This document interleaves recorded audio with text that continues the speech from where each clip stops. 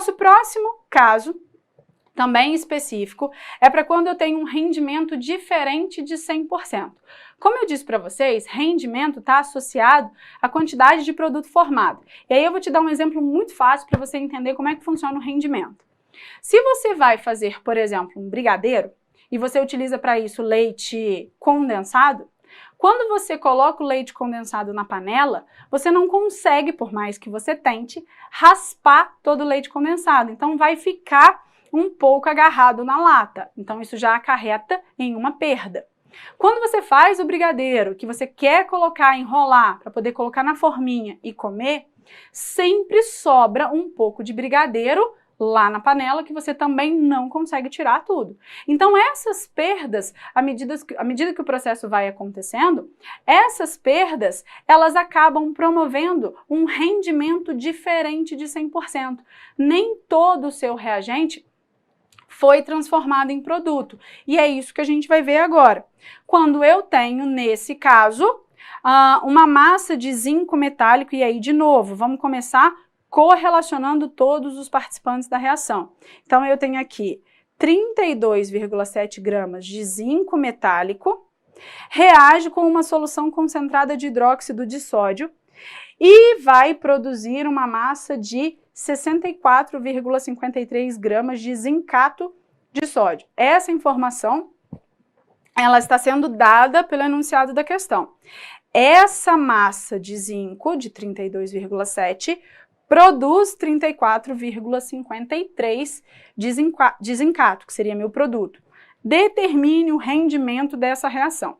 Primeira coisa, primeiro passo é montar a equação química aí. Zinco metálico reage com hidróxido de sódio, produzindo zincato, e essa é uma reação que vai liberar gás hidrogênio. Segundo passo, que já está aqui finalizado, é o balanceamento dessa equação. A equação ela já está corretamente balanceada. Isso é um ponto importante para a gente destacar. Então, eu vou, a partir daqui, correlacionar os participantes, que seria zinco metálico com zincato.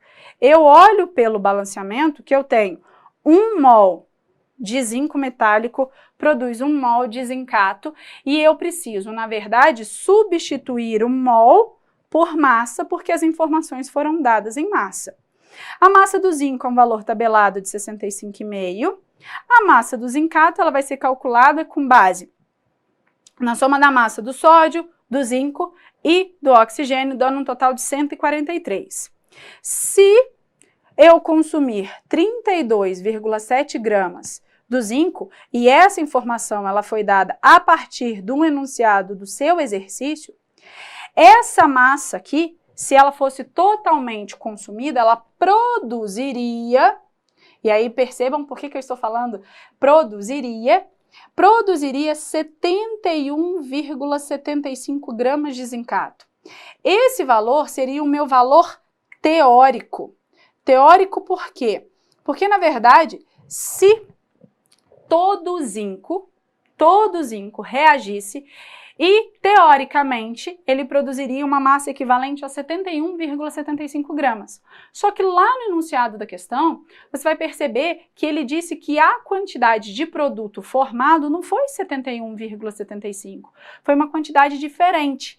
Então, na verdade, o que a gente precisa agora é fazer mais uma única regra de 3, que eu falei para você da especificidade, entendendo que esse rendimento é diferente de 100%. Então, agora a gente vai continuar o nosso exercício, onde a quantidade de produto formado foi de 64 e não 71.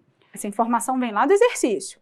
Então, eu sei que esse 71, que é o meu valor teórico que a gente calculou, ele corresponde a 100% de rendimento, se o rendimento fosse de 100%. Mas, na verdade, eu só consegui produzir 64,53, ou seja, houve perda durante o processo. De quanto foi essa perda? Você simplesmente termina a sua regra de 3 e chega a um valor de 90% de rendimento. Então, na verdade, eu posso dizer que houve uma perda equivalente a 10% nesse processo. Então, o rendimento não foi 100%. Então, nesse caso, a única coisa que a gente fez a mais do que se fosse um cálculo convencional de estequiometria é acrescentar mais uma regra de 3. Então, nesse caso, quando envolve exercícios com rendimento diferente de 100%, o que você precisa é calcular qual seria o rendimento teórico, qual seria a massa daquele produto formada, qual seria a massa formada se todo o reagente fosse convertido a produto, se o rendimento fosse de 100%.